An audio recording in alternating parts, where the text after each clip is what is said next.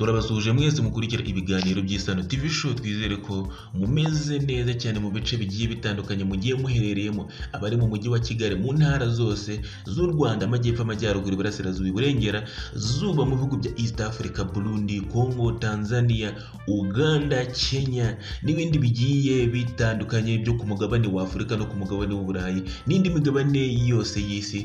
Tubahaye ikaze ku Isano TV Show. Perezida Paul Kagame rero na mugenzi we wa Singapore Tharman Shanmugaratnam bagiranye ibiganiro byagarutse ku butwererane mu nzego zigiye zitandukanye zirimo ubucuruzi, ishoramari, serivisi z'imari zishingiye ku ikoranabuhanga ndetse n'ibijyanye no gushimangira imikoranire iri hagati y'ibikorwa remezo bigiye bitandukanye ndetse n'ibindi bigiye bitandukanye mu bihugu byombi. Ni igikorwa cyabaye kuri uyu wa gatatu tariki ya 20 Nzeri 2024 Istana, aho Perezida Kagame ari mu ruzinduko rw'akazi rw'iminsi itatu. Amakuru dukesha ibiro by'umukuru w'igihugu Village Urugwiro avuga ko Perezida Kagame na Perezida Tharman Shanmugaratnam baganiriye kuri uyu wa gatatu tariki ya 20 Nzeri 2024, aho bigira biti Perezida Kagame kandi yabonanye na Perezida Tharman Shanmugaratnam wa Singapore. Abayobozi bombi baganiriye ku nzego z'ingenzi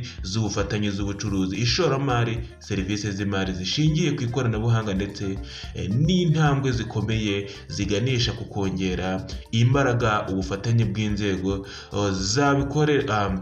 z'abikorera hagati y'ibihugu byombi. Perezida Kagame kandi yanabonanye na Minisitiri w'Intebe wa Singapore akaba na Minisitiri w'Imari w'igihugu Lawrence Wong.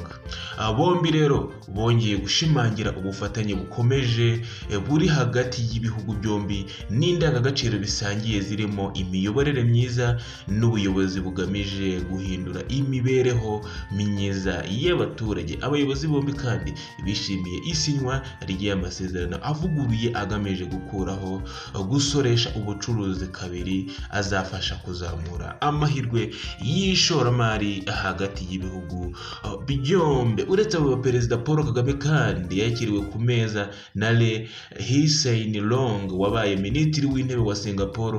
Baganiriye ku birimo umusaruro w'ubufatanye n'ubutwererane buri hagati y'ibihugu byombi. Perezida Kagame na Lee Hsien Loong baganiriye ku ngingo zigiye zitandukanye zirimo ku rwego mpuzamahanga uruhare rw'ikoranabuhanga mu iterambere ndetse n'inyungu zifatika abaturage ba Singapore n'u Rwanda bakura mu mubano w'ibi bihugu byombi. Lee Hsien Loong yabaye Minisitiri w'Intebe wa Singapore kuva 2024 kugeza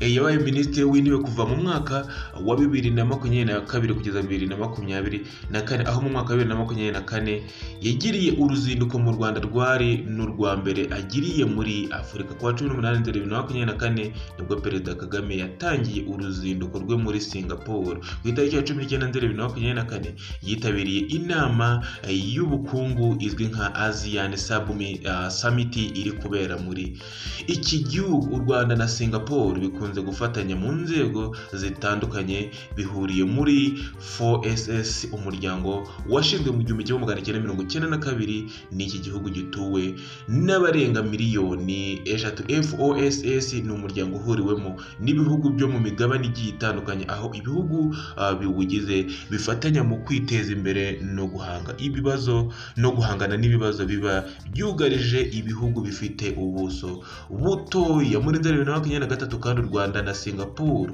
byashyize umukono ku masezerano y'ubufatanye mu guteza imbere imibereho myiza y'abaturage no kwimakaza iterambere ry'ubukungu. Ni amasezerano yasinywe binyuze muri Minisiteri y'Ububanyi n'Amahanga n'ikigo cya Singapore Cooperation Enterprise, asinywa na Ambasaderi w'u Rwanda muri Singapore Jean de Dieu Uwihanganye n'umuyobozi mukuru wa SC muri Congo.